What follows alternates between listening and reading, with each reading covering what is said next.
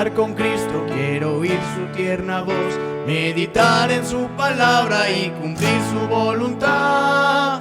Consagrar a Él mi vida, mis dolores y mi afán, y algún día con mi Cristo gozaré la claridad. O si yo quiero andar con Cristo, o si yo quiero vivir con Cristo, o si yo quiero servir a Cristo, quiero serle un testigo fiel.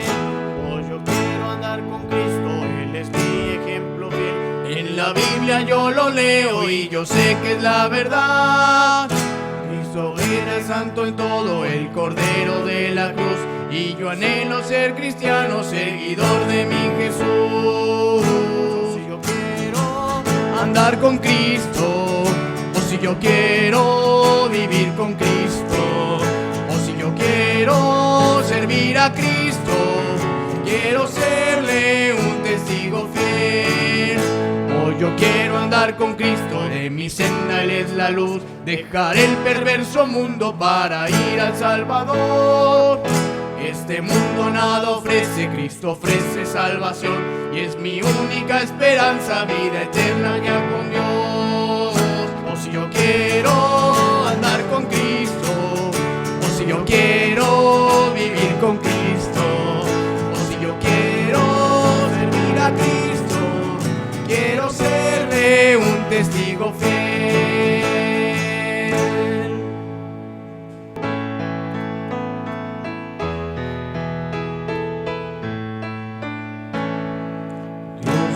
Ha dado promesas, lluvias de gracia enviaré, dones que os den fortaleza, gran bendición os daré. Lluvias de gracia, lluvias pedimos, Señor, mándanos lluvias copiosas, lluvias del Consolador. Cristo nos dio la promesa del Santo Consolador, dándonos paz y pureza para su gloria y honor. Lluvias de gracia, lluvias pedimos, Señor, mándanos lluvias copiosas, lluvias del Consolador. Muestra, Señor, al creyente todo tu amor y poder. Tú eres de gracia la fuente, llena de paz nuestro ser. Lluvias de gracia, lluvias pedimos, Señor, mándanos lluvias copiosas, lluvias del Consolador. Obran tus siervos piadosos, celo, virtud y valor, dándonos dones preciosos, dones del Consolador. Lluvias de gracia, lluvias pedimos, Señor, mándanos lluvias copiosas, lluvias del Consolador.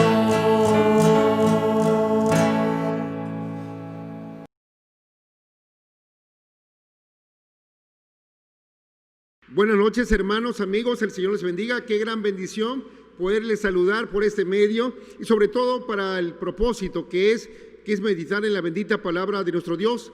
Agradecemos a nuestro gran Dios, al sublime, al excelso, por toda su misericordia, porque nos ha permitido ya reunirnos entre semana conforme a los estatutos en nuestro estado, cubriendo desde luego y aún más allá de las medidas de salud, de protección, en amor y cuidados para con cada uno de los miembros de esta iglesia del Señor.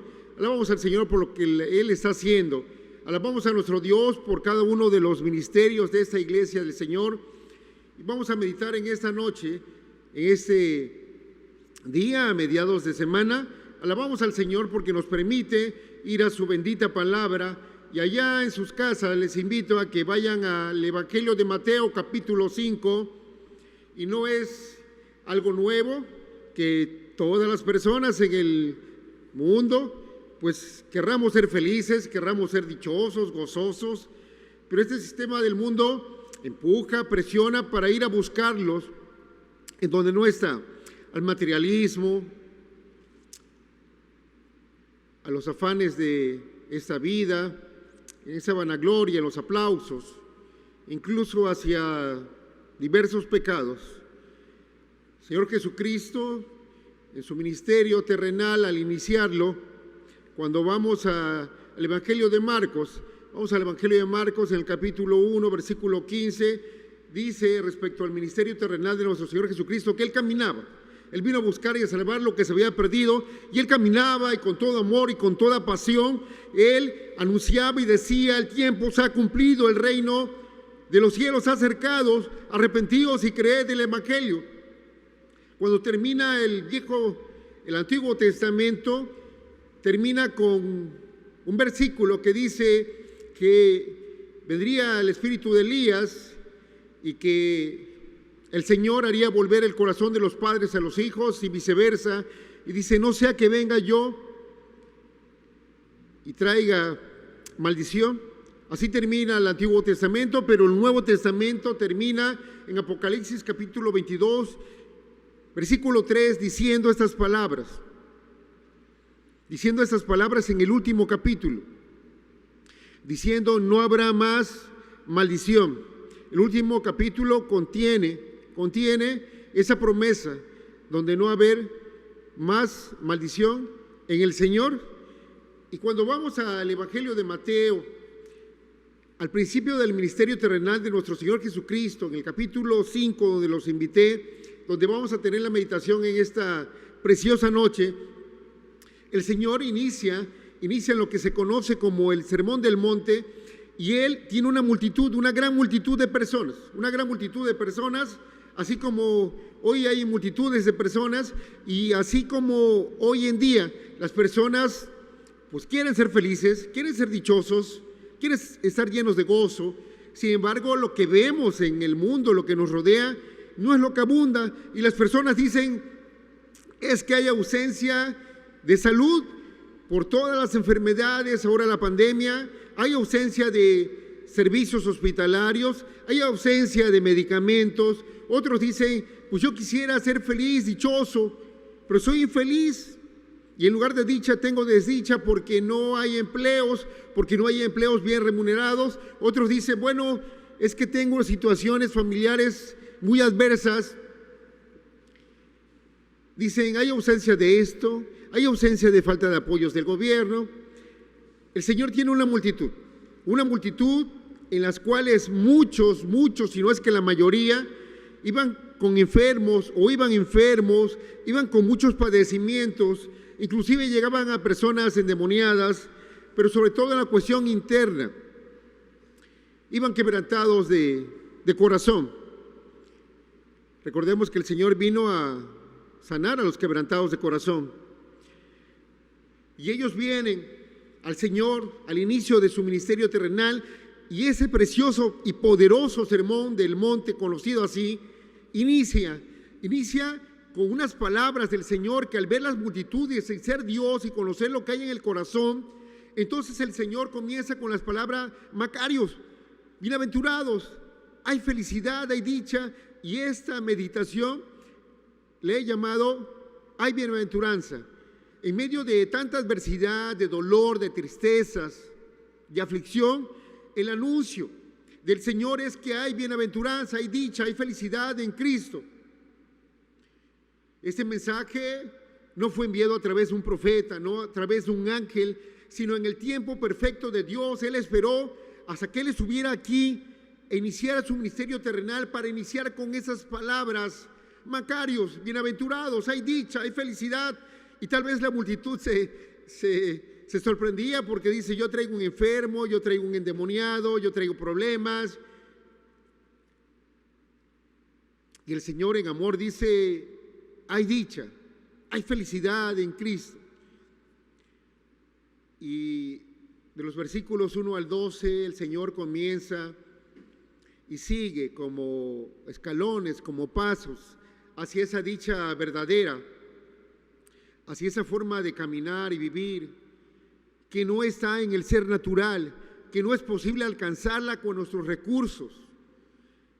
El Señor está diciendo que esa dicha verdadera, esa dicha divina, esa felicidad de Dios no florece en este plano terrenal, no florece en este sistema caído bajo maldición, sino que es del reino celestial. El Señor anunciaba, el reino de los cielos se ha acercado.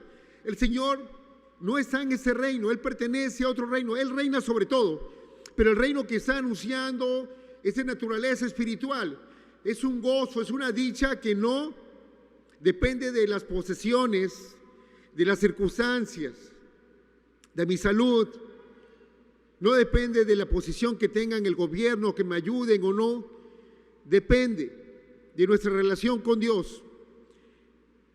Muestra que la persona que no tiene esa relación con Dios no podrá disfrutarla, no podrá vivirla. El Señor invita a una vida en abundancia, pero los parámetros son contrarios. En ese mundo, cuando se escucha pobre, llorar, mansedumbre, pacificadores, hambre y sed, perseguidos, es contrario. El mundo enseña lo contrario: orgullo, soberbia, altivez, autosuficiencia, dureza. Pero el Señor en amor le dice a la multitud: hay bienaventuranza, hay bienaventuranza. No está en las posesiones. Nosotros sabemos que Juan el Bautista no tenía una gran casa, no tenía casa como las que conocemos. Tampoco tenía ropas de boutique, las más caras, como la gente dice, quiero ser feliz porque quiero esas marcas o esos perfumes. No usaba esa ropa Juan el Bautista. Tampoco estaba en los mejores restaurantes del mundo. Sabemos lo que comía. Tampoco tenía una posición religiosa, política, social. Y el Señor Jesucristo dice: entre los nacidos de mujer, nadie mayor que Juan el Bautista. Pero maravillosamente continúa y el Señor dice: en el reino de Dios, en el reino de los cielos, el más pequeño, nosotros, es mayor. Esta dicha, esta felicidad no depende de las circunstancias, no depende de nuestras posesiones, depende de nuestro Dios. Nosotros tenemos un Dios que no está enojado continuamente, amargado. Tenemos, dice la Escritura, al Señor Jesucristo, al bienaventurado y soberano, Rey de reyes y Señor de señores. Tenemos a un Dios gozoso. Y en su reino una característica que hay es gozo, es felicidad. Entonces el Señor Jesucristo invita y les dice a esa multitud, llenos de enfermos, de aflicción, quebrantados de corazón, les dice: hay felicidad verdadera, hay acceso, está disponible en mí. El Salvador estaba aquí. No son las posesiones materiales. Salomón en su tiempo dice que la plata eran como contar piedras. Y es él quien, inspirado por el Espíritu Santo, dice que todo es vanidad. El Señor Jesús dice que la vida no consiste en los bienes que poseemos. Y el mismo Dios, Espíritu Santo, inspira a Juan y nos dice que no amemos las cosas del mundo, no amemos al mundo ni lo que está en el mundo. El mundo pasa y sus deseos, pero el que hace la voluntad de Dios permanece para siempre. Y es el Señor Jesús quien dice: el camino a la felicidad verdadera es esta, son las buenas nuevas. El Señor está aquí y lo ha dejado plasmado en su palabra para que nosotros lo tengamos presente. Hay un gozo, hay una dicha futura, plena, pero el Señor concede en su reino, tener acceso a esa dicha verdadera en este plano terrenal. Yo no sé cómo está tu dicha, tu felicidad, tu gozo, pero el Señor pone como principio de ese sermón poderoso hablar de la verdadera felicidad. Primeramente vamos a ponernos en manos del Señor antes de iniciar la meditación de esta noche. Poderoso Señor, majestuoso, excelso, bienaventurado y soberano, te alabamos, Padre, porque en Cristo Jesús nos das el acceso a esa felicidad, a esa dicha, aún en ese plano terrenal. Te suplico, Padre, que me perdones, que me limpies con tu poderosa sangre derramada en la cruz del Calvario. Límpiame, Padre. Ayúdame, Dios, a que esa meditación sea de gran bendición a mis hermanos como ha sido mi vida. Gracias por darnos ese acceso a la felicidad verdadera desde ese plano terrenal, en esa vida abundante que usted nos da. Bendiga la enseñanza de su bendita palabra, porque si lo imploramos en el poderoso y dulce nombre de nuestro Señor y Salvador, Cristo Jesús. Amén. Vamos a ver, hermanos, solamente algunos pasos, algunos escalones de ese precioso camino donde el Señor anuncia la felicidad verdadera, la bienaventuranza. Macarios se inicia. Al ver las multitudes, el Señor, que conoce absolutamente todo, saber sus necesidades, saber el quebranto de su corazón, dice que viendo la multitud, dice la Escritura que el Señor, al ver la multitud en su condición interior principalmente, Él sentía compasión, misericordia, y Él anuncia las buenas nuevas. Dice, y sentándose, vinieron a Él sus discípulos. Los rabinos, en una señal de autoridad, se sentaban para dar una enseñanza. Cuando termina el sermón del monte, dice que la multitud se sorprendía porque Él enseñaba como quien tiene autoridad y no como los escribas. Él es el soberano del universo, el que estaba hablando, y es el que nos habla todavía a ti y a mí, que en ese plano terrenal, en medio de la adversidad, Él da el acceso a esa dicha verdadera. Es el Señor Jesucristo que nos dice que está disponible. Las personas dicen, es que hay ausencia de recursos económicos, hay ausencia de apoyos, hay ausencia de medicamentos, hay ausencia de tantas cosas en mi hogar. Y el Señor dice, a través del versículo 3, el primer paso, la base para los otros pasos y peldaños de la escalera. Mateo 5:3 dice, bienaventurados los pobres en espíritu. Bienaventurados los pobres en espíritu. Número 1, pobres en espíritu. Para conocer la dicha verdadera, el Señor nos dice, bienaventurados los pobres en espíritu. Hay varios términos que se traducen en nuestras Biblias como pobres. Por ejemplo, está penicros, que es el que se utiliza cuando la viuda pobre echa las dos blancas. Pero todavía hay un término más bajo, y es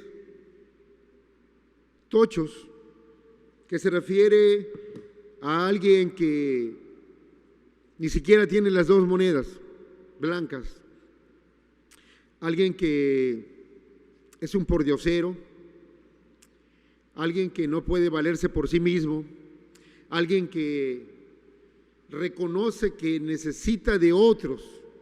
Ese término tochos es el mismo que se utiliza en el relato del rico y Lázaro, que se le llevaba a Lázaro y se le ponía para que pidiera ayuda, misericordia. Dice, bienaventurados los pobres,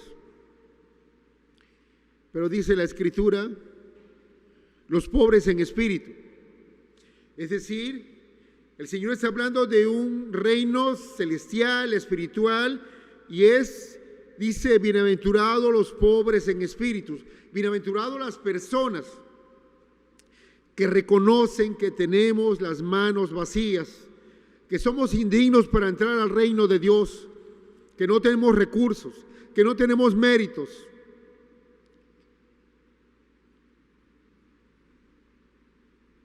Somos bienaventurados cuando reconocemos nuestra carencia de méritos, de recursos, para estar en el reino de los cielos. Y es esa conciencia de miseria, de recursos, que nos hacen voltear a ver al que tiene toda la suficiencia, a quien estaba dando la clase, al Señor Jesucristo. Alabamos a Dios porque a través de su Santo Espíritu Él nos muestra esa condición que tenemos como seres humanos, en esa naturaleza caída. Es el espíritu quebrantado, el espíritu contrito, que nos lleva a esa bienaventuranza. ¿Y por qué hay felicidad y dicha? ¿Por qué hay felicidad y dicha en esa pobreza espiritual? Ante las puertas del reino se presentan los orgullosos, los autosuficientes, los soberbios, los altivos, y no entran. ¿Sabes que cuando el Señor Jesucristo estuvo en su ministerio terrenal, hubo personas que no tenían esa pobreza de espíritu, esa humildad? Incluso personas religiosas que le decían: vosotros somos hijos de vuestro padre Abraham. Y el Señor los ubica y les dice: vosotros sois hijos de vuestro padre el diablo. Vemos el relato del fariseo y el publicano, donde el fariseo decía jactancias de él mismo, menospreciando a otros. Alabamos a Dios porque Él dice: bienaventurados los pobres en espíritu, porque de ellos es el reino de los cielos, porque de ellos es el reino de Dios. Pertenecemos al reino de Dios porque a través de esa pobreza de espíritu, de que yo no tengo nada por mí mismo, podemos mirar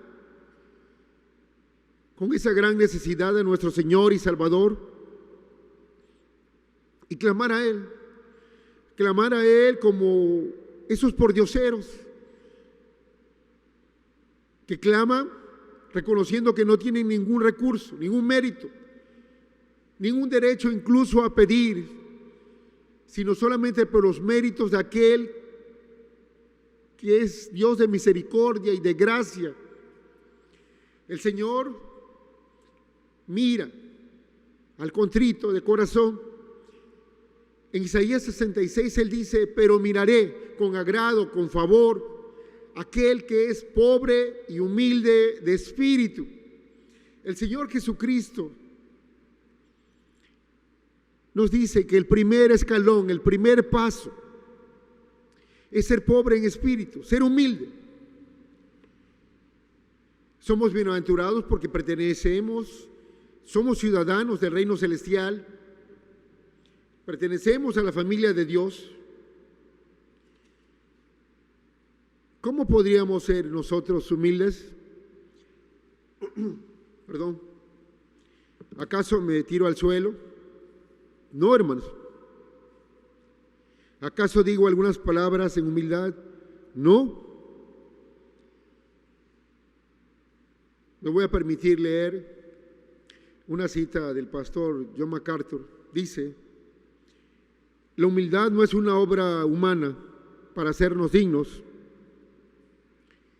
Repito, la humildad no es una obra humana para hacernos dignos, sino una obra divina necesaria para reconocer que somos indignos y que no podemos cambiar esa condición sin la ayuda de Dios.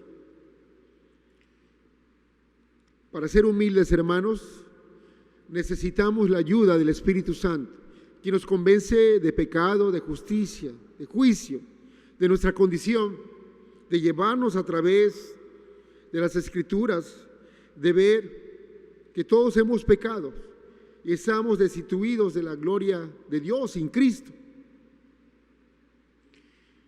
El reconocer la humildad, esa pobreza de espíritu, necesitamos del poder y de la ayuda de Dios, pero ¿sabes que Dios no obliga a nadie? ¿Sabes que Dios, a través del Espíritu Santo, convence de pecado, pero no obliga a nadie? El Señor Jesús le traen una mujer encontrada en el acto mismo de adulterio, y conocemos la historia. El Señor responde: el que esté libre de pecado sea el primero en arrojar la piedra contra ella. Y sabemos, hermanos, que esos religiosos, desde los más viejos, comenzaron a tirar las piedras, reconocieron que tenían pecado, se arrepintieron.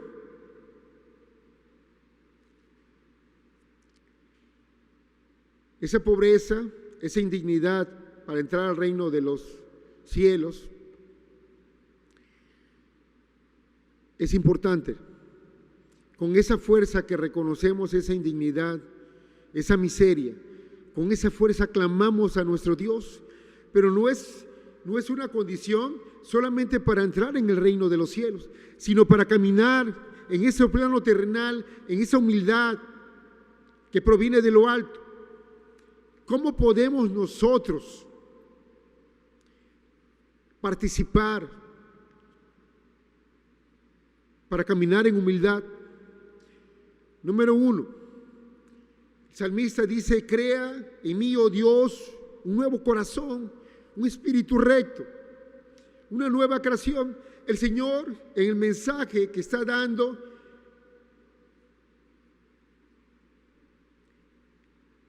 nos muestra que no podemos tener esas características, esas actitudes sin la ayuda de Dios. Necesitamos una nueva creación, y el Señor en su misericordia nos las da en Cristo.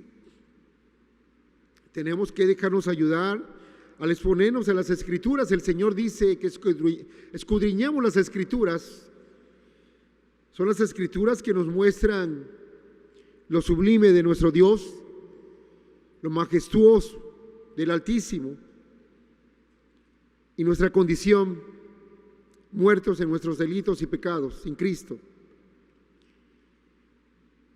Tenemos que también, en el ejercicio de nuestra voluntad y reconociendo la gran importancia que tiene esa verdadera humildad ante Dios, apartarnos de todo aquello que alimenta la carne. Dice la Escritura que no proveamos para los deseos de la carne. Mi hermano, mi hermana, podemos hacer cosas en las cuales personas nos feliciten, y qué bueno, nos anima, pero nunca hagamos cosas para recibir gloria, alabanza, aplausos, porque el único que la merece y no la comparte con nadie es nuestro Dios. Nosotros tenemos que cuidar, no hacer las cosas para ello, no juntarme con determinado grupo de personas que me están alabando. Dios en su Santo Espíritu nos ayuda. Apartémonos de esas cosas y seamos agradecidos, hermanos. Valoremos el perdón que Dios nos ha dado por nuestros pecados.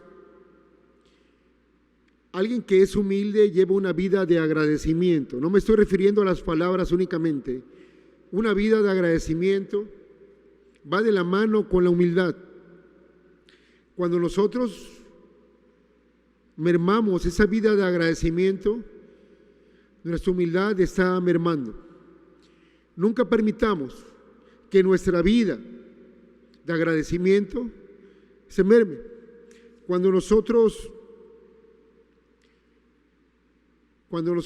permitimos eso, la humildad se está yendo y la dicha verdadera también.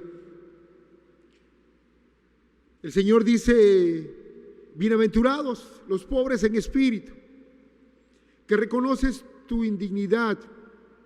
Somos dignos en Cristo. Él nos da la valía. En esa noche yo te pregunto, ¿cómo está tu sentir ante Dios, ante los hermanos, ante su obra, ante los perdidos? Bienaventurados los pobres en espíritu, porque de ellos es el reino de los cielos.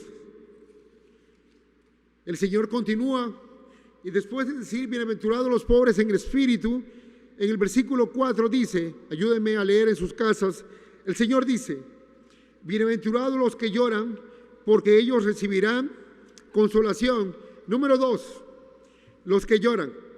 Las personas entienden perfectamente que el llorar es un derramar lágrimas por un dolor, por una tristeza, por una alegría, por un enojo. Bienaventurados los que lloran. Número 2, los que lloran. Yo creo que todos comprendemos y hemos llorado. Tal vez de alegría, tal vez de risa, tal vez de enojo. Quiero mencionar algunos dolores que nos llevan al llanto, que no son a los que se refiere ese pasaje. Primeramente, un llorar indebido. Segundo libro de Samuel nos relata que de los hijos de David, Amnón tenía un sufrimiento, un dolor para con su media hermana. Y dice la Escritura: Tamar, su hermana, pues por ser ella virgen le parecía a Amnón que parecía difícil hacerle cosa alguna. Sabes que el padecimiento y el llanto tal vez de este joven era pecaminoso, era para hacer algo indebido. Ese no es el llanto al que se refiere, ese no es el llanto que será consolado.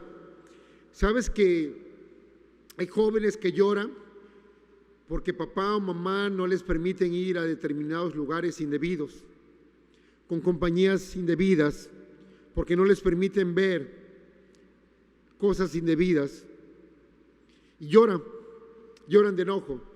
No es ese llanto al cual se está refiriendo el versículo 4 de Mateo 5. Pero hay otros llantos legítimos que, si lo llevamos a un extremo, pueden ser pecaminosos, indebidos, inadecuados, incorrectos. Y quiero referirme, hermano, al dolor, al llanto, cuando Absalón, hijo de David, mata a quien había dañado a su hermana.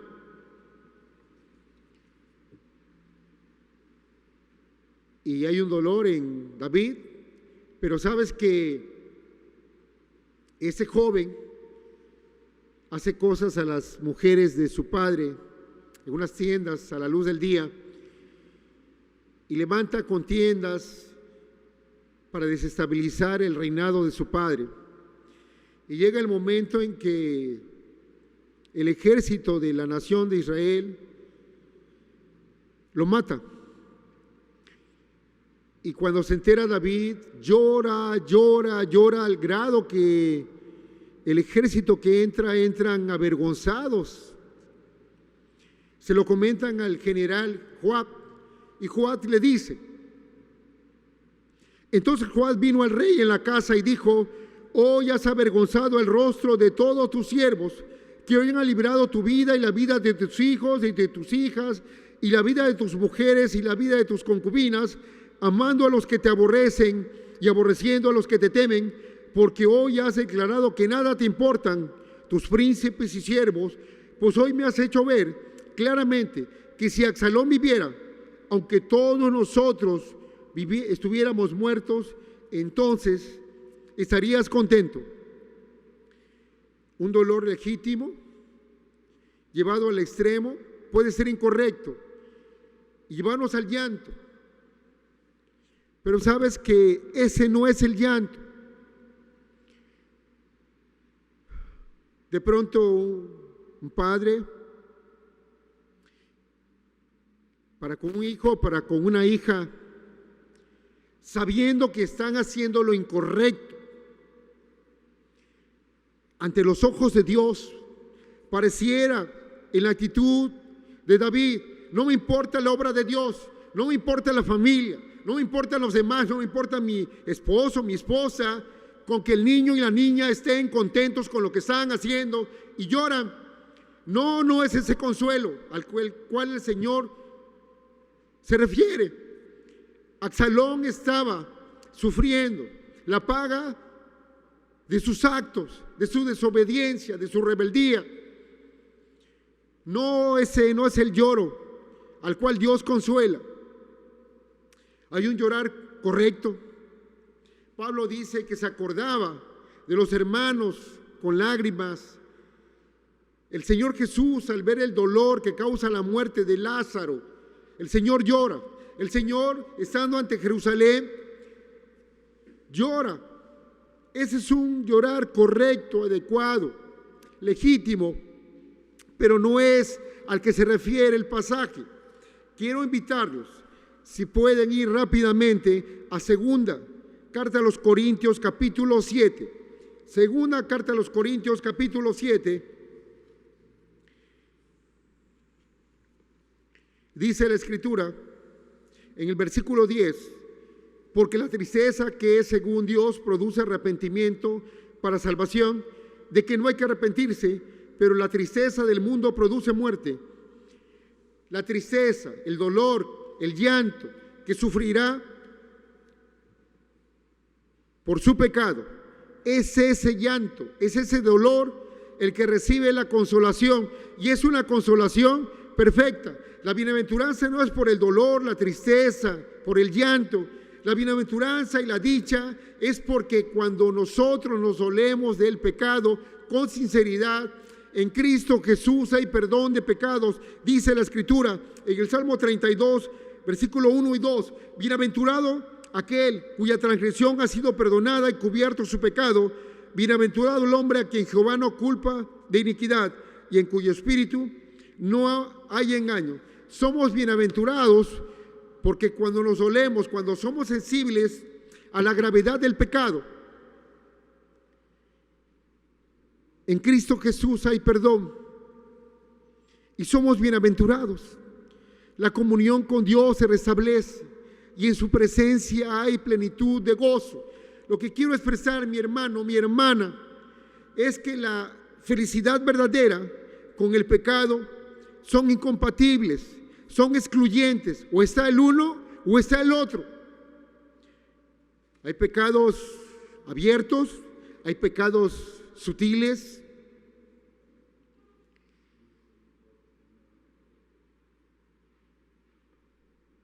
Cuando dice la Escritura, los que lloran, no es solamente para entrar a salvación,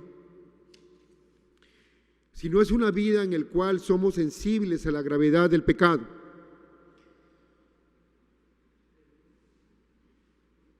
Que no hay pecado pequeño, insignificante.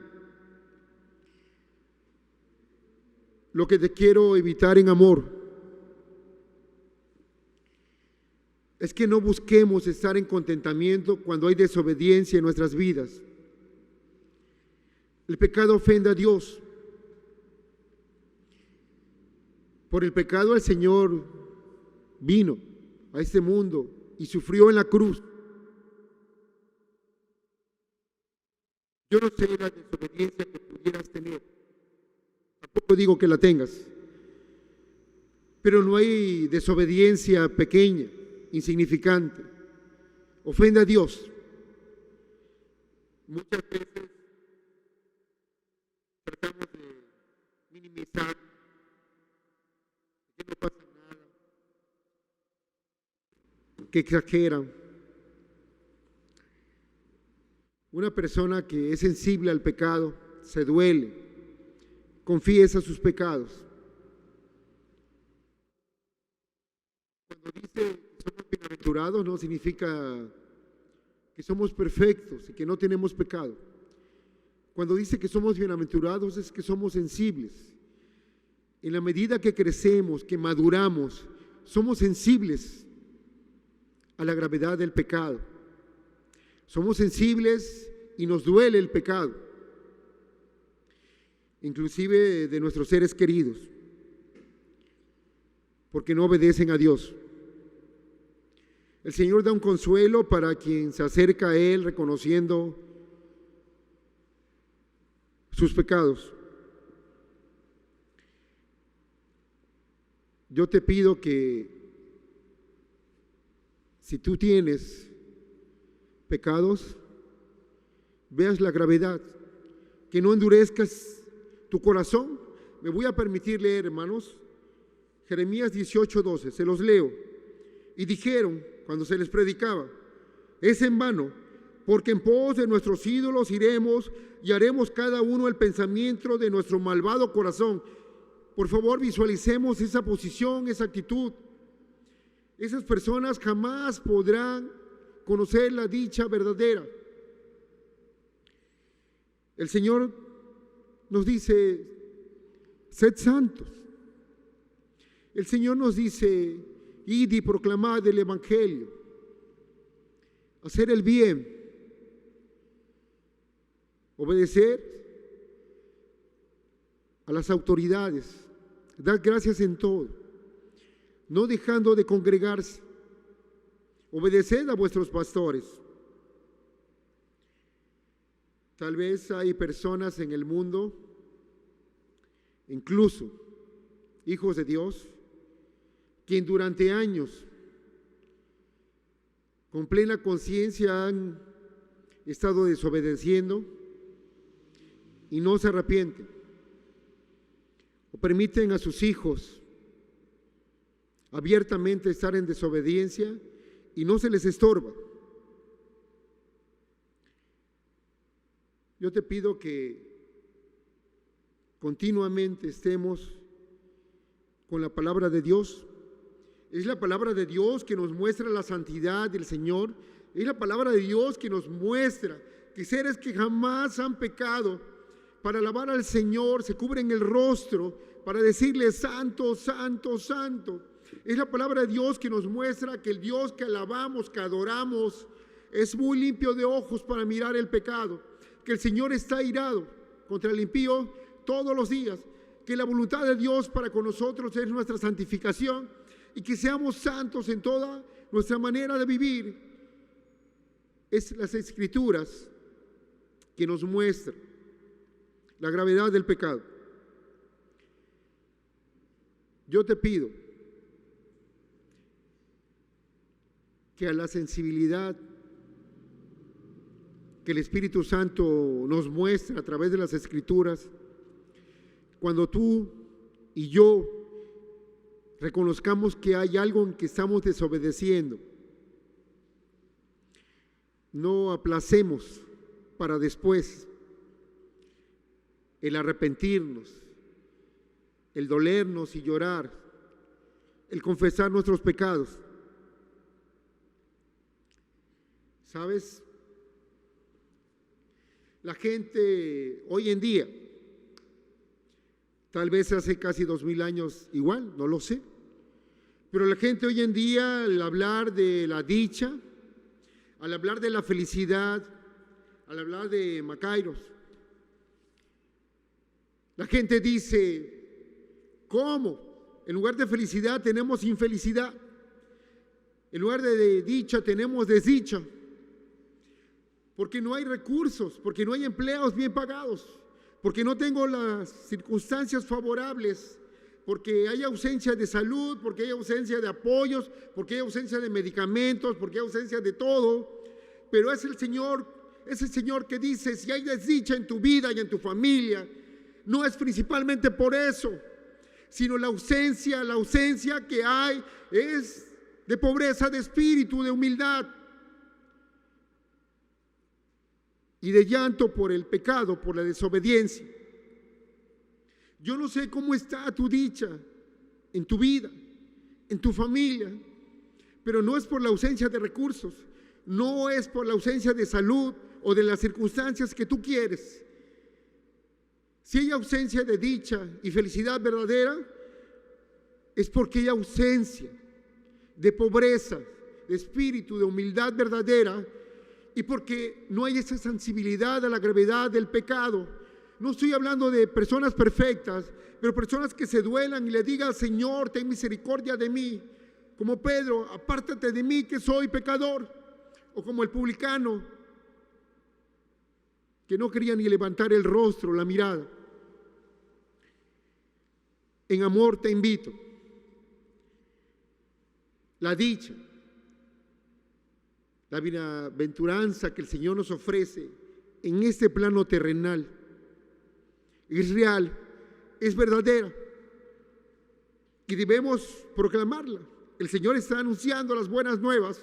Hay felicidad, pero está condicionada a los términos, a los parámetros del reino de Dios. Bienaventurados los pobres en espíritu, porque de ellos es el reino de los cielos. Bienaventurados los que lloran, porque ellos recibirán consolación. ¿Cómo está la felicidad en tu vida, en tu familia? ¿Cómo estás guiando a tus hijos a la felicidad verdadera? No hay otro camino. El mundo ofrece muchas cosas. Cristo ofrece un solo camino. Él es el camino, la verdad y la vida. La dicha está accesible, está disponible en Cristo. ¿La estamos viviendo? Pero si en esta noche tú reconoces que no estás en la plenitud de esa dicha, en este plano terrenal, vuélvete al Señor. Reconoce nuestra pobreza de espíritu y la suficiencia de Cristo para derramar su gracia y misericordia sobre nosotros. Seamos sensibles a la gravedad del pecado, de la desobediencia ante Dios. Cuando leemos y dice la Escritura que hay cosas que son desconocidas para el sabio, el rastro del águila en el aire, el rastro de la nave en el mar, de la serpiente en la peña, y la mujer adúltera limpia su boca y dice, que me lo comprueben, que me lo demuestren. La actitud correcta para con el pecado está lejos de la actitud de Saúl cuando es confrontado. Cuando Samuel le dice lo que había hecho, y él dice, en primer libro de Samuel, capítulo 15, versículo 30, dice, he pecado, pero dice, sígueme, hónrame. Le preocupaba más su imagen ante los hombres que la gloria de Dios. El pecado es incompatible con la dicha verdadera. Y no es por el pecado, y no es por mi persona, sino porque insulta, ofende la gloria del Señor, porque Él es santo. Y el nombre de nuestro Dios es blasfemado por causa de ciertas personas. Dios tenga misericordia de nosotros y seamos sensibles a la desobediencia propia ante los ojos de Dios, a la desobediencia de nuestros hijos, y buscar siempre en amor la gloria del Señor. Dios desea esa felicidad plena, esa felicidad divina que desciende de lo alto para tu vida y mi vida y nuestra familia, pero Él no obliga a nadie. Dejemos que el Señor bendiga con felicidad tu vida, tu familia y la mía. Vamos a orar. Amantísimo Padre Celestial, gracias por tanta gracia y misericordia. Gracias porque eres tan bueno. Gracias porque eres bueno, pero eres gozoso, eres bienaventurado y solo soberano, Rey de Reyes. Gracias porque eres feliz. Gracias porque nos has prometido que en la eternidad estaremos en sumo gozo. Pero gracias, Dios, por este mensaje en el cual, en las condiciones terrenales más difíciles, usted nos da el acceso, la disponibilidad a esa felicidad divina en Cristo Jesús. Ayúdanos, Padre, a tener siempre en nuestro caminar ese sentir, esa conciencia de nuestra ausencia de recursos, que nos lleva a mirar toda su suficiencia, que nos enriquece. Ayúdanos, Padre, a dolernos por el pecado, por la desobediencia. Nosotros jamás podremos hacerlo, Padre, pero te suplicamos que en lo que usted nos muestre, a través de las Escrituras, a través del mensaje de nuestro pastor o un hermano que enseñe, seamos sensibles, Padre, y nos duela el que usted sea ofendido, el que su gloria sea ofendida. Jamás podremos hacerlo. Ayúdenos, Papá Dios, a que los miembros de esta iglesia sea una iglesia constituida de miembros bienaventurados, gozosos, porque somos humildes en espíritu y porque lloramos, somos sensibles al pecado, por lo cual pertenecemos al reino de los cielos y somos consolados continuamente. Ayúdenos, Dios, porque se lo imploramos y rogamos en el nombre glorioso de nuestro Señor y Salvador, Cristo Jesús. Amén. Pasemos, buenas noches, hermanos, el Señor les bendiga, un abrazo por este medio.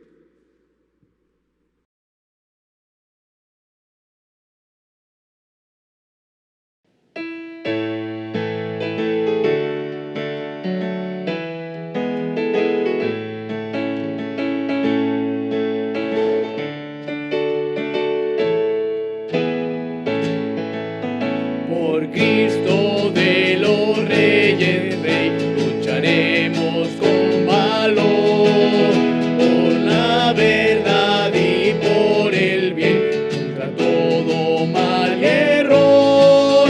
El incesante batalla de los fieles la legión, de triunfo en triunfo avanzará, fuertes invencibles son, luchando con valor, venciendo por la fe, hasta que gloria y honor el mundo a Cristo dé, luchando con valor, venciendo por la fe, hasta que gloria y honor el mundo a Cristo dé. Con manos firmes empuñad vuestra espada en la lid, todo enemigo abatirá, pues alcanza el alma herir. Satán vencido ha de ser, su dominio acabará, y sus cautivos a sus pies del invicto Rey vendrá, luchando con valor, venciendo por la fe, hasta que gloria y honor el mundo a Cristo dé, luchando con valor, venciendo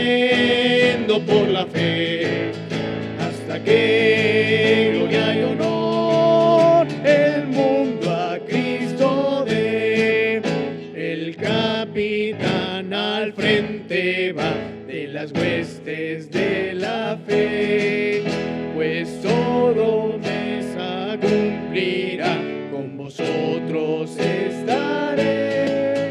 Sigamos fieles su pendón, no nos canse el batallar, corona cada vencedor de Jesús recibirá, luchando con valor, venciendo por la fe, hasta que gloria y honor el mundo a Cristo dé, luchando con valor, venciendo por la fe.